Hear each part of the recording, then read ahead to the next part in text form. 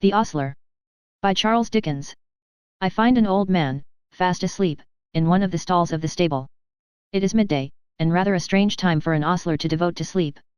Something curious, too, about the man's face. A withered, woebegone face. The eyebrows painfully contracted, the mouth fast set, and drawn down at the corners, the hollow cheeks sadly, and, as I cannot help fancying, prematurely wrinkled, the scanty, grizzled hair, telling weakly its own tale of some past sorrow or suffering. How fast he draws his breath, too, for a man asleep. He is talking in his sleep. Wake up! I hear him say, in a quick whisper through his fast clenched teeth. Wake up there! Murder! Oh Lord help me! Lord help me, alone in this place! He stops, and sighs again, moves one lean arm slowly, till it rests over his throat, shudders a little, and turns on his straw. The arm leaves his throat, the hand stretches itself out, and clutches at the side toward which he has turned, as if he fancies himself to be grasping at the edge of something. Is he waking? No, there is the whisper again, he is still talking in his sleep. Light grey eyes, he says now, and a droop in the left eyelid. Yes.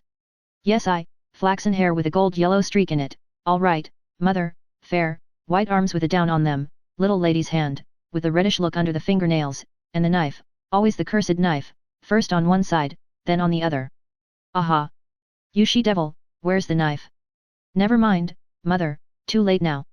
I've promised to marry, and marry I must. Murder! Wake up there! For God's sake, wake up! At the last words his voice rises, and he grows so restless on a sudden, that I draw back quietly to the door. I see him shudder on the straw, his withered face grows distorted, he throws up both his hands with a quick, hysterical grasp, they strike against the bottom of the manger under which he lies, the blow awakens him, I have just time to slip through the door before his eyes are fairly open and his senses are his own again. What I have seen and heard has so startled and shocked me, that I feel my heart beating fast, as I softly and quickly retrace my steps across the inn-yard.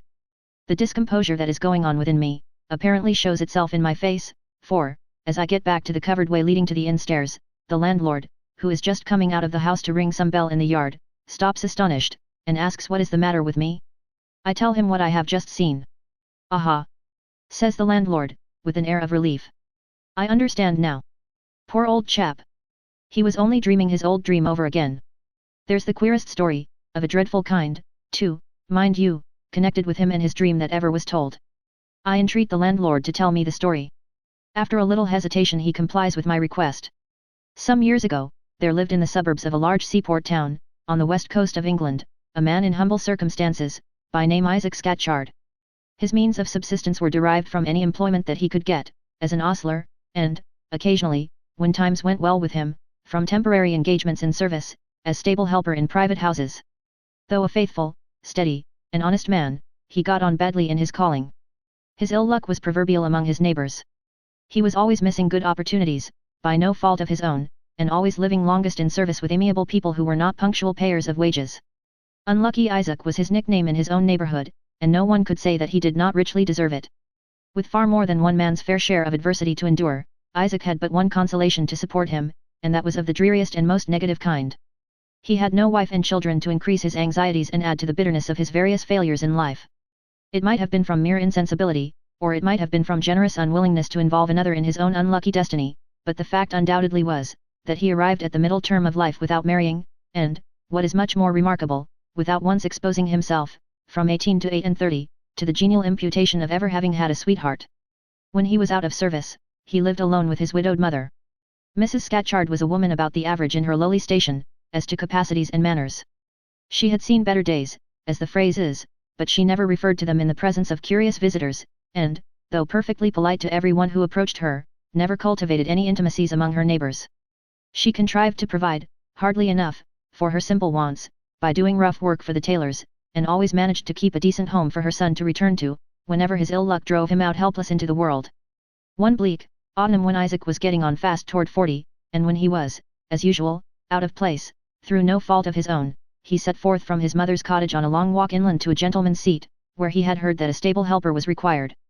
It wanted then but 2 days of his birthday, and Mrs. Scatchard, with her usual fondness, made him promise, before he started, that he would be back in time to keep that anniversary with her, in as festive a way as their poor means would allow.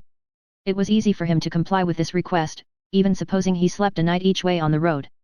He was to start from home on Monday morning, and, whether he got the new place or not, he was to be back for his birthday dinner Wednesday at 2 o'clock. Arriving at his destination too late on the Monday night to make application for the stable helper's place, he slept at the village inn, and, in good time on the Tuesday morning, presented himself at the gentleman's house, to fill the vacant situation. Here, again, his ill luck pursued him as inexorably as ever. The excellent written testimonials as to character which he was able to produce, availed him nothing. His long walk had been taken in vain. Only the day before the stable helper's place had been given to another man. Isaac accepted this new disappointment resignedly, and as a matter of course. Naturally slow in capacity, he had the bluntness of sensibility and phlegmatic patience of disposition which frequently distinguish men with sluggishly working mental powers. He thanked the gentleman's steward, with his usual quiet civility, for granting him an interview, and took his departure with no appearance of unusual depression in his face or manner. Before starting on his homeward walk, he made some inquiries at the inn, and ascertained that he might save a few miles, on his return, by following a new road. Furnished with full instructions, several times repeated, as to the various turnings he was to take, he set forth for his homeward journey, and walked on all day with only one stoppage for bread and cheese.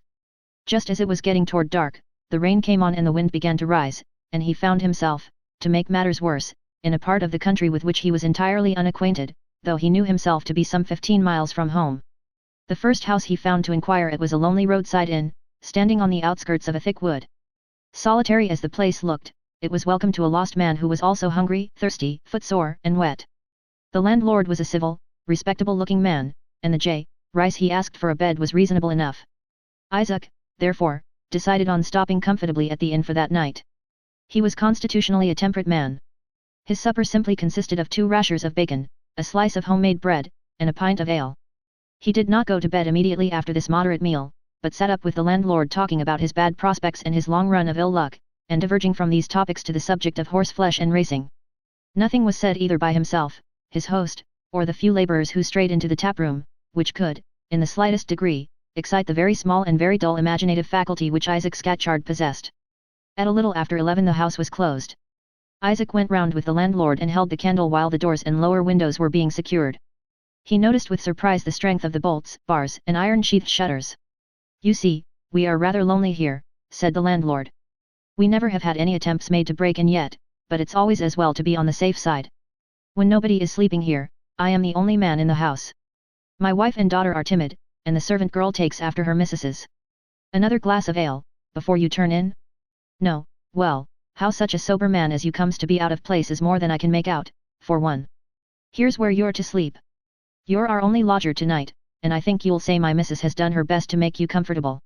You're quite sure you won't have another glass of ale? Very well. Good night." It was 11:30 by the clock in the passage as they went upstairs to the bedroom, the window of which looked onto the wood at the back of the house. Isaac locked the door, set his candle on the chest of drawers, and wearily got ready for bed. The bleak autumn wind was still blowing, and the solemn, monotonous, surging moan of it in the wood was dreary and awful to hear through the night silence. Isaac felt strangely wakeful, and resolved, as he lay down in bed, to keep the candle alight until he began to grow sleepy, for there was something unendurably depressing in the bare idea of lying awake in the darkness, listening to the dismal, ceaseless moaning of the wind in the wood. Sleep stole on him before he was aware of it. His eyes closed, and he fell off insensibly to rest, without having so much as thought of extinguishing the candle. The first sensation of which he was conscious after sinking into slumber, was a strange shivering that ran through him suddenly from head to foot, and a dreadful sinking pain at the heart, such as he had never felt before. The shivering only disturbed his slumbers, the pain woke him instantly. In a moment he passed from a state of sleep to a state of wakefulness, his eyes wide open, his mental perceptions cleared on a sudden as if by a miracle. The candle had burned down nearly to the last morsel of tallow, but the top of the unsnuffed wick had just fallen off, and the light in the little room was, for the moment, fair and full. Between the foot of his bed and the closed door there stood a woman with a knife in her hand, looking at him. Lai was stricken speechless with terror, but he did not lose the preternatural clearness of his faculties, and he never took his eyes off the woman. She said not one word as they stared each other in the face, but she began to move slowly toward the left-hand side of the bed. His eyes followed her. She was a fair, fine woman, with yellowish flaxen hair, and light, grey eyes, with a droop in the left eyelid. He noticed these things and fixed them on his mind, before she was round at the side of the bed. Speechless, with no expression in her face, with no noise following her footfall, she came closer and closer, stopped, and slowly raised the knife. He laid his right arm over his throat to save it, but, as he saw the knife coming down, threw his hand across the bed to the right side, and jerked his body over that way, just as the knife descended on the mattress within an inch of his shoulder. His eyes fixed on her arm and hand, as she slowly drew the knife out of the bed. A white, well-shaped arm, with a pretty down lying lightly over the fair skin. A delicate, lady's band, with the crowning beauty of a pink flush under and round the finger-nails. She drew the knife out, and passed back again slowly to the foot of the bed, stopped there for a moment looking at him, then came on, still speechless, still with no expression on the blank, beautiful face, still with no sound following the stealthy footfalls, came on to the right side of the bed where he now lay. As she approached, she raised the knife again, and he drew himself away to the left side. She struck, as before, right into the mattress, with the deliberate, perpendicularly downward action of the arm. This time his eyes wandered from her to the knife. It was like the large clasp knives which he had often seen labouring men use to cut their bread and bacon with. Her delicate little fingers did not conceal more than 2/3 of the handle. He noticed that it was made of buckhorn, clean and shining as the blade was, and looking like new. For the second time she drew the knife out, concealed it in the wide sleeve of her gown, then stopped by the bedside, watching him. For an instant he saw her standing in that position, then the wick of the spent candle fell over into the socket. The flame diminished to a little blue point, and the room grew dark. A moment, or less, if possible, passed so, and then the wick flamed up, smokily, for the last time. His eyes were still looking eagerly over the right-hand side of the bed when the final flash of light came, but they discerned nothing. The fair woman with the knife was gone. The conviction that he was alone again, weakened the hold of the terror that had struck him dumb up to this time. The preternatural sharpness which the very intensity of his panic had mysteriously imparted to his faculties, left them suddenly. His brain grew confused, his heart beat wildly, his ears opened for the first time since the appearance of the woman, to a sense of the woeful, ceaseless moaning of the wind among the trees. With the dreadful conviction of the reality of what he had seen, still strong within him, he leaped out of bed, and screaming, "Murder! Wake up, there, wake up!" dashed headlong through the darkness to the door. It was fast locked, exactly as he had left it on going to bed. His cries on starting up had alarmed the house. He heard the terrified, confused exclamations of women, he saw the master of the house approaching along the passage, with his burning rush candle in one hand, and his gun in the other. "What is it?" asked the landlord, breathlessly. Isaac would only answer in a whisper, "A woman with a knife in her hand," he gasped out. "In my room, a fair, yellow-haired woman, she jabbed at me with the knife, twice over." The landlord's pale cheeks grew paler. Lai looked at Isaac eagerly by the flickering light of his candle, and his face began to get red again, his voice altered, too, as well as his complexion. "She seems to have missed you twice," he said. "I dodged the knife as it came down," Isaac went on, in the same scared whisper, "it struck the bed each time."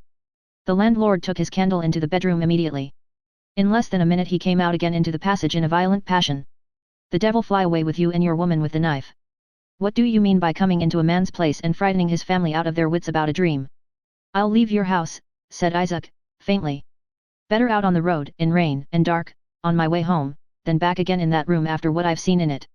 Lend me a light to get on my clothes by, and tell me what I'm to pay." "Pay?" cried the landlord, leading the way with his light sulkily into his bedroom. "You'll find your score on the slate when you go downstairs. I wouldn't have taken you in for all the money you've got about you, if I'd known your dreaming, screeching ways beforehand. Look at the bed. Where's the cut of a knife in it? Look at the window, is the lock bursted? Look at the door, which I heard you fasten myself, is it broke in? A murdering woman with a knife in my house? You ought to be ashamed of yourself." Isaac answered not a word. He huddled on his clothes, and then they went downstairs together. "Nigh on 20 minutes past 2. said the landlord, as they passed the clock. "A nice time in the morning to frighten honest people out of their wits." Isaac paid his bill, and the landlord let him out of the front door, asking with a grin of contempt, as he undid the strong fastenings, whether the murdering woman got in that way. They parted without a word on either side. The rain had ceased, but the night was dark, and the wind bleaker than ever. Little did the darkness, or the cold, or the uncertainty about his way home, matter to Isaac. If he had been turned out into a wilderness in a thunderstorm, it would have been a relief, after what he had suffered in the bedroom of the inn. What was the fair woman with the knife? The creature of a dream, or that other creature from the unknown world called among men by the name of ghost? He could make nothing of the mystery, had made nothing of it, even when it was midday on Wednesday, and when he stood, at last, after many times missing his road, once more on the doorstep of home. His mother came out early to receive him. His face told her in a moment that something was wrong. "I've lost the place, but that's my luck. I dreamed an ill dream last night, mother, or, maybe, I saw a ghost. Take it either way, it scared me out of my senses, and I'm not my own man again yet. Isaac! Your face frightens me. Come into the fire. Come in, and tell mother all about it." He was as anxious to tell as she was to hear, for it had been his hope, all the way home, that his mother, with her quicker capacity and superior knowledge, might be able to throw some light on the mystery which he could not clear up for himself. His memory of the dream was still mechanically vivid, though his thoughts were entirely confused by it. His mother's face grew paler and paler as he went on. She never interrupted him by so much as a single word, but when he had done, she moved her chair close to his, put her arm around his neck, and said to him, "Isaac, you dreamed your ill dream on this Wednesday morning. What time was it when you saw this fair woman with the knife in her hand?" Isaac reflected on what the landlord had said when they passed by the clock on his leaving the inn, aloud as nearly as he could for the time that must have elapsed between the unlocking of his bedroom door and the paying of his bill just before going away, and answered, "Somewhere about 2 o'clock in the morning." His mother suddenly quitted her hold of his neck, and struck her hands together with a gesture of despair. "This Wednesday is your birthday, Isaac, and 2 o'clock in the morning was the time when you were born." Isaac's capacities were not quick enough to catch the infection of his mother's superstitious dread. He was amazed and a little startled also, when she suddenly rose from her chair, opened her old writing desk, took out pen, ink, and paper, and then said to him, "Your memory is but a poor one, Isaac, and now I'm an old woman, mine's not much better. I want all about this dream of yours to be as well known to both of us, years hence, as it is now. Tell me over again all you told me a minute ago, when you spoke of what the woman with the knife looked like." Isaac obeyed, and marveled much as he saw his mother carefully set down on paper the very words that he was saying. "Light grey eyes," she wrote, as they came to the descriptive part, with a droop in the left eyelid. "Flaxen hair, with a gold-yellow streak in it. White arms, with a down on them. Little lady's hand, with a reddish look about the finger-nails. Clasp knife with a buckhorn handle, that seemed as good as new." To these particulars, Mrs. Scatchard added the year, month, day of the week, and time in the morning, when the woman of the dream appeared to her son. She then locked up the paper carefully in her writing desk. Neither on that day, nor on any day after, could her son induce her to return to the matter of the dream. She obstinately kept her thoughts about it to herself, and even refused to refer again to the paper in her writing desk. Ere long, Isaac grew weary of attempting to make her break her resolute silence, and time, which sooner or later, wears out all things, gradually wore out the impression produced on him by the dream. He began by thinking of it carelessly, and he ended by not thinking of it at all. This result was the more easily brought about by the advent of some important changes for the better in his prospects, which commenced not long after his terrible night's experience at the inn.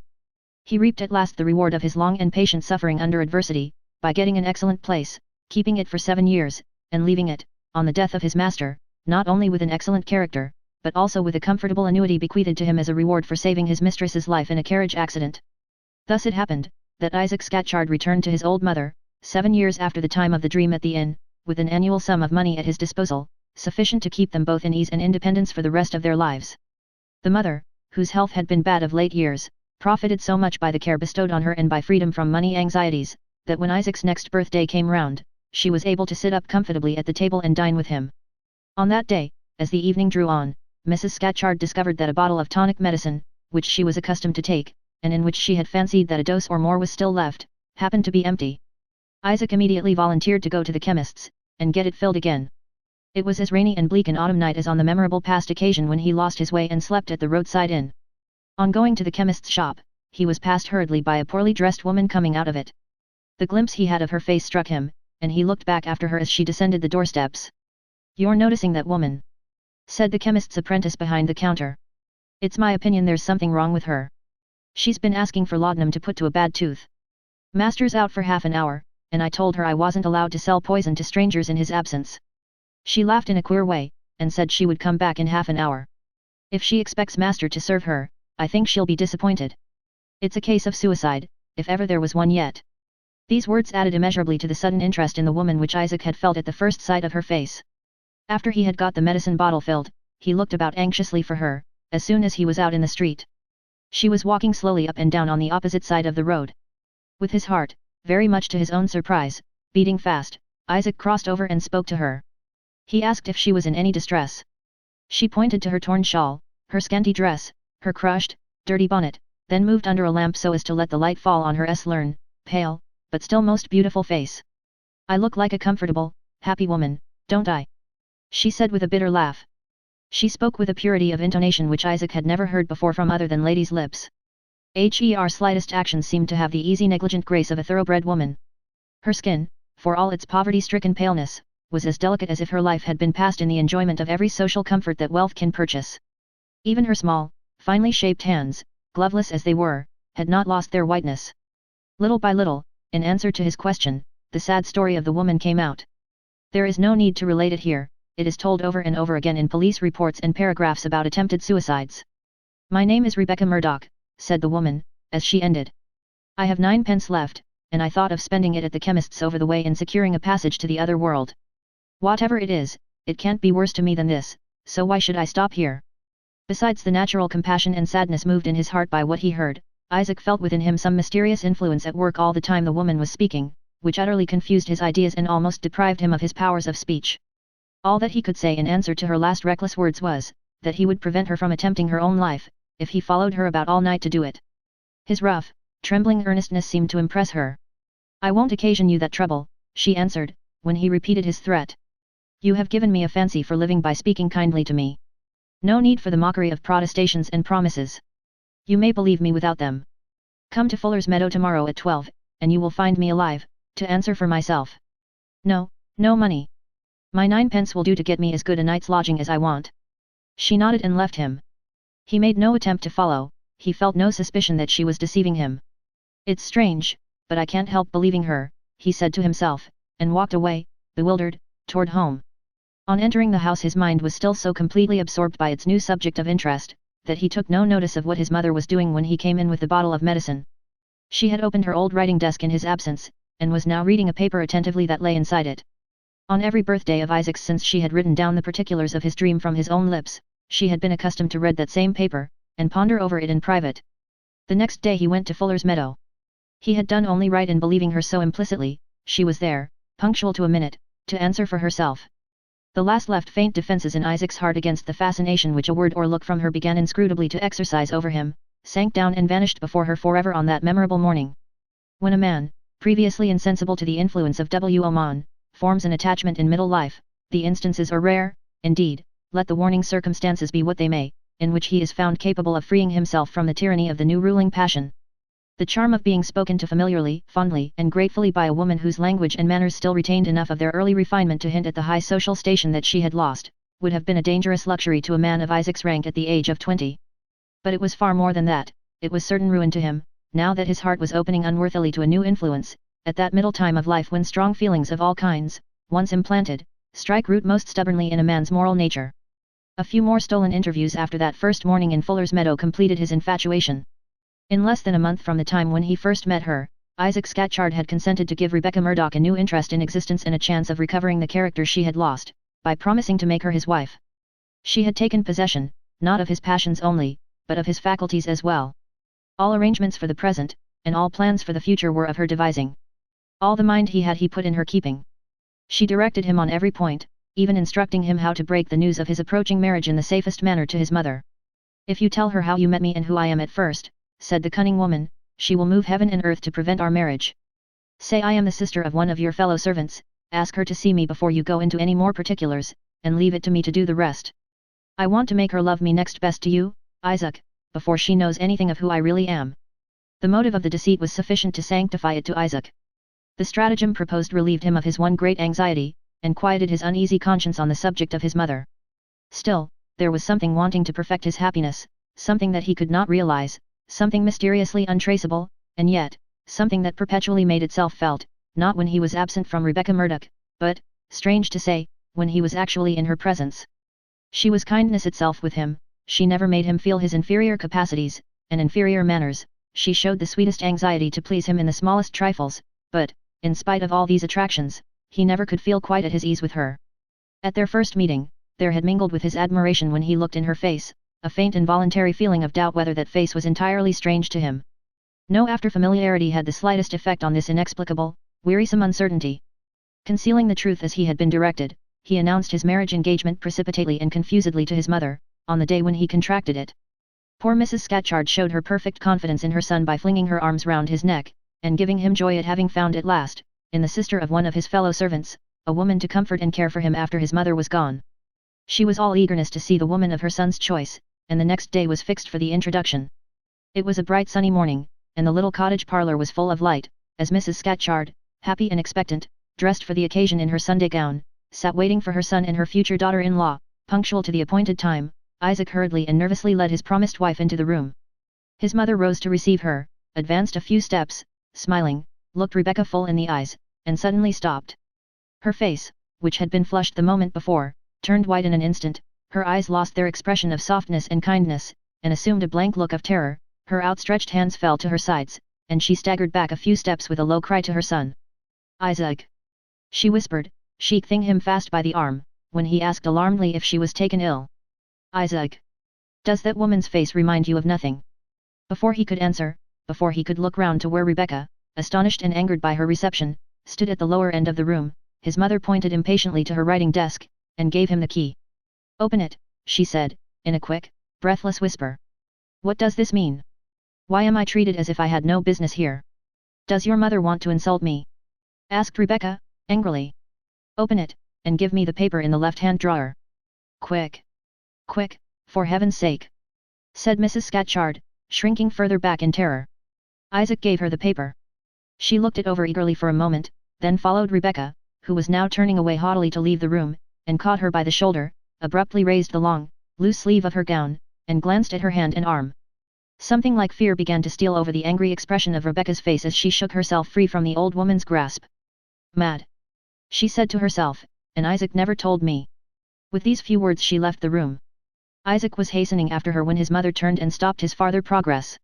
It wrung his heart to see the misery and terror in her face as she looked at him. "Light grey eyes," she said, in low, mournful, awestruck tones, pointing toward the open door. "A droop in the left eyelid.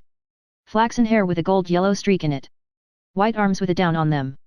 Little lady's hands with a reddish look under the fingernails. The woman of the dream, oh, heaven! Isaac, the woman of the dream." That faint cleaving doubt which he had never been able to shake off in Rebecca Murdoch's presence, was fatally set at rest forever. He had seen her face, then, before, 7 years before, on his birthday, in the bedroom of the lonely inn. The woman of the dream. Be warned, oh, my son. Be warned. Isaac. Isaac. Let her go, and do you stop with me. Something darkened the parlor window, as those words were said. A sudden chill ran through him, and he glanced sidelong at the shadow. Rebecca Murdoch had come back. She was peering in curiously at them over the low window blind. "I have promised to marry, mother," he said, "and marry I must." The tears came into his eyes as he spoke, and dimmed his sight, but he could just discern the fatal face outside moving away again from the window. His mother's head sank lower. "Are you faint?" he whispered. "Broken-hearted, Isaac?" He stooped down and kissed her. The shadow, as he did so, returned to the window, and the fatal face peered in curiously once more. 3 weeks after that day, Isaac and Rebecca were man and wife. All that was hopelessly dogged and stubborn in the man's moral nature, seemed to have closed round his fatal passion, and to have fixed it unassailable in his heart. After that first interview in the cottage parlour, no consideration would induce Mrs. Scatchard to see her son's wife again, or even to talk of her when Isaac tried hard to plead her cause after their marriage. This course of conduct was not in any degree occasioned by a discovery of the degradation in which Rebecca had lived. There was no question of anything but the fearfully exact resemblance between the living, breathing woman and the spectre woman of Isaac's dream. Rebecca, on her side, neither felt nor expressed the slightest sorrow at the estrangement between herself and her mother-in-law. Isaac, for the sake of peace, had never contradicted her first idea that age and long illness had affected Mrs. Scatchard's mind. He even allowed his wife to upbraid him for not having confessed this to her at the time of their marriage engagement, rather than risk anything by hinting at the truth. The sacrifice of his integrity before his one all-mastering delusion, seemed but a small thing, and cost his conscience but little, after the sacrifices he had already made. The time of waking from his delusion, the cruel and the rueful time, was not far off. After some quiet months of married life, as the summer was ending, and the year was getting on toward the month of his birthday, Isaac found his wife altering toward him. She grew sullen and contemptuous, she formed acquaintances of the most dangerous kind, in defiance of his objections, his entreaties, and his commands, and worst of all, she learned, ere long, after every fresh difference with her husband, to seek the deadly self-oblivion of drink. Little by little, after the first miserable discovery that his wife was keeping company with drunkards, the shocking certainty forced itself on Isaac that she had grown to be a drunkard herself. He had been in a sadly desponding state for some time before the occurrence of these domestic calamities. His mother's health, as he could but too plainly discern every time he went to see her at the cottage, was failing fast, and Lie upbraided himself in secret as the cause of the bodily and mental suffering she endured. When, to his remorse on his mother's account, was added the shame and misery occasioned by the discovery of his wife's degradation, he sank under the double trial, his face began to alter fast, and he looked what he was, a spirit-broken man. His mother, still struggling bravely against the illness that was hurrying her to the grave, was the first to notice the sad alteration in him, and the first to hear of his last bitterest trouble with his wife. She could only weep bitterly, on the day when he made his humiliating confession, but on the next occasion when he went to see her, she had taken a resolution, in reference to his domestic afflictions, which astonished, and even alarmed him. Me found her dressed to go out, and on asking the reason, received this answer. I am not long for this world, Isaac, said she, and I shall not feel easy on my deathbed, unless I have done my best, to the last, to make my son happy. I mean to put my own fears and my own feelings out of the question, and to go with you to your wife, and try what I can do to reclaim her. Give me your arm, Isaac, and let me do the last thing I can in this world to help my son before it is too late. He could not disobey her, and they walked together slowly toward his miserable home. It was only 1 o'clock in the afternoon when they reached the cottage where he lived. It was their dinner hour, and Rebecca was in the kitchen. He was thus able to take his mother quietly into the parlor, and then prepare his wife for the interview. She had fortunately drank but little at that early hour, and she was less sullen and capricious than usual. He returned to his mother, with his mind tolerably at ease. His wife soon followed him into the parlor, and the meeting between her and Mrs. Scatchard passed off better than he had ventured to anticipate, though he observed, with secret apprehension, that his mother, resolutely as she controlled herself in other respects, could not look his wife in the face when she spoke to her. It was a relief to him therefore, when Rebecca began to lay the cloth. She laid the cloth, brought in the bread tray, and cut a slice from the loaf for her husband, then returned to the kitchen. At that moment, Isaac, still anxiously watching his mother, was startled by seeing the same ghastly change pass over her face which had altered it so awfully on the morning when Rebecca and she first met. Before he could say a word she whispered with a look of horror. Take me back, home, again, Isaac. Come with me, and never come back again. He was afraid to ask for an explanation, he could only sign to her to be silent, and help her quickly to the door. As they passed the bread tray on the table she stooped and pointed to it. Did you see what your wife cut your bread with? She asked, in a low, still whisper. No, mother, I was not noticing, what was it? Look. He did look. A new clasp knife, with a buckhorn handle lay with the loaf in the bread tray. He stretched out his hand, shudderingly, to possess himself of it, but at the same time, there was a noise in the kitchen, and his mother caught at his arm. The knife of the dream, Isaac, I'm faint with fear, take me away. Before she comes back. He was hardly able to support her, the visible, tangible reality of the knife struck him with a panic, and utterly destroyed any faint doubts that he might have entertained up to this time, in relation to the mysterious dream warning of nearly 8 years before. By a last desperate effort, he summoned self-possession enough to help his mother quietly out of the house, so quietly, that the dream woman, he thought of her by that name, now did not hear them departing from the kitchen. Don't go back, Isaac, don't go back, implored Mrs. Scatchard, as he turned to go away, after seeing her safely seated again in her own room. I must get the knife, he answered, under his breath. She tried to stop him again, but he hurried out without another word. On his return, he found that his wife had discovered their secret departure from the house. She had been drinking, and was in a fury of passion. The dinner in the kitchen was flung under the gate, the cloth was off the parlor table. Where was the knife? Unwisely, he asked for it. She was only too glad of the opportunity of irritating him, which the request afforded her. He wanted the knife, did he? Could he give her a reason why? No, then he should not have it, not if he went down on his knees to ask for it. Further recriminations elicited the fact that she had bought it a bargain, and that she considered it her own especial property. Isaac saw the uselessness of attempting to get the knife by fair means, and determined to search for it, later in the day, in secret. The search was unsuccessful. Night came on, and he left the house to walk about the streets. He was afraid now to sleep in the same room with her. 3 weeks passed. Still sullenly enraged with him, she would not give up the knife, and still that fear of sleeping in the same room with her possessed him. He walked about at night, or dozed in the parlor, or sat watching by his mother's bedside. Before the expiration of the first week in the new month his mother died. It wanted then but 10 days of her son's birthday. She had longed to live till that anniversary. Isaac was present at her death, and her last words in this world were addressed to him, "Don't go back, my son, don't go back." He was obliged to go back, if it were only to watch his wife. Exasperated to the last degree by his distrust of her, she had revengefully sought to add a sting to his grief, during the last days of his mother's illness, by declaring that she would assert her right to attend the funeral. In spite of all that he could do, or say, she held with wicked pertinacity to her word, and, on the day appointed for the burial, forced herself, inflamed and shameless with drink, into her husband's presence, and declared that she would walk in the funeral procession to his mother's grave. This last worst outrage, accompanied by all that was most insulting in word and look, maddened him for the moment. He struck her. The instant the blow was dealt he repented it. She crouched down, silent in a corner of the room, and eyed him steadily. It was a look that cooled his hot blood, and made him tremble. But there was no time now to think of a means of making atonement. Nothing remained but to risk the worst till the funeral was over. There was but one way of making sure of her. He locked her into her bedroom. When he came back some hours after, he found her sitting, very much altered in look and bearing, by the bedside, with a bundle on her lap. She rose, and faced him quietly, and spoke with a strange stillness in her voice, a strange repose in her eyes, a strange composure in her manner. "No man has ever struck me twice," she said, "and my husband shall have no second opportunity. Set the door open and let me go. From this day forth we see each other no more." Before he could answer she passed him, and left the room. He saw her walk away up the street. Would she return? All that night he watched and waited, but no footstep came near the house. The next night, overpowered by fatigue, he lay down in bed, in his clothes, with the door locked, the key on the table, and the candle burning. His slumber was not disturbed. The third night, the fourth, the fifth, the sixth, passed, and nothing happened. He lay down on the seventh, still in his clothes, still with the door locked, the key on the table, and the candle burning, but easier in his mind. Easier in his mind, and in perfect health of body, when he fell off to sleep. But his rest was disturbed. He awoke twice, without any sensation of uneasiness.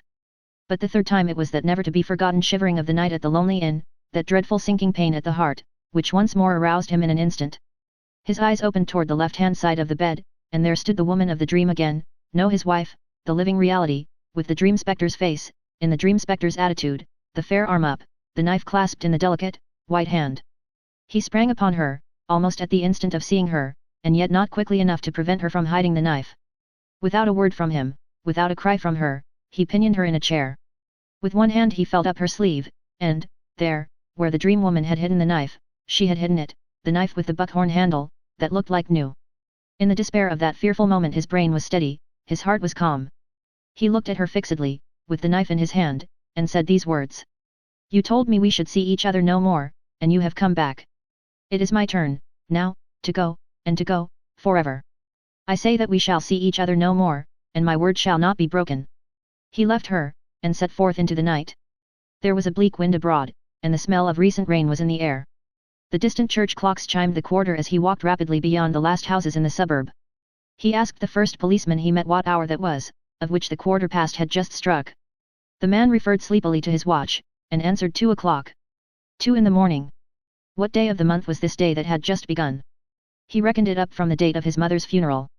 The fatal parallel was complete, it was his birthday. Had he escaped the mortal peril which his dream foretold? Or had he only received a second warning? As that ominous doubt forced itself on his mind, he stopped, reflected, and turned back again toward the city. He was still resolute to hold to his word and never to let her see him more, but there was a thought now in his mind of having her watched and followed.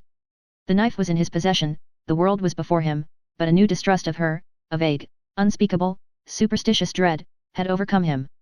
"I must know where she goes, now she thinks I have left her," he said to himself, as he stole back wearily to the precincts of his house. It was still dark. He had left the candle burning in the bedchamber, but when he looked up at the window of the room now, there was no light in it. He crept cautiously to the house door.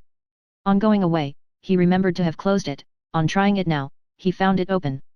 He waited outside, never losing sight of the house, till daylight. Then he ventured indoors, listened, and heard nothing, looked into kitchen, scullery, parlor, and found nothing, went up, at last, into the bedroom. It was empty. A picklock lay on the floor, betraying how she had gained entrance in the night, and that was the only trace of her. Whither had she gone? That no mortal tongue could tell him. The darkness had covered her flight, and when the day broke, no man could say where the light found her. Before leaving the house and the town forever, he gave instructions to a friend and neighbor to sell his furniture for anything that it would fetch, and apply the proceeds to employing the police to trace her. The directions were honestly followed, and the money was all spent, but the inquiries led to nothing. The picklock on the bedroom floor remained the one last useless trace of her. At this point of the narrative the landlord paused, and looked toward the stable door. "So far," he said, "I tell you what was told to me. The little that remains to be added lies within my own experience. Between 2 and 3 months after the events I have just been relating, Isaac Scatchard came to me, withered and old looking before his time, just as you saw him today. He had his testimonials to character with him, and he asked for employment here. I gave him a trial, and liked him in spite of his queer habits. He is as sober, honest, and willing a man as there is in England. As for his restlessness at night, and his sleeping away his leisure time in the day, who can wonder at it after hearing his story?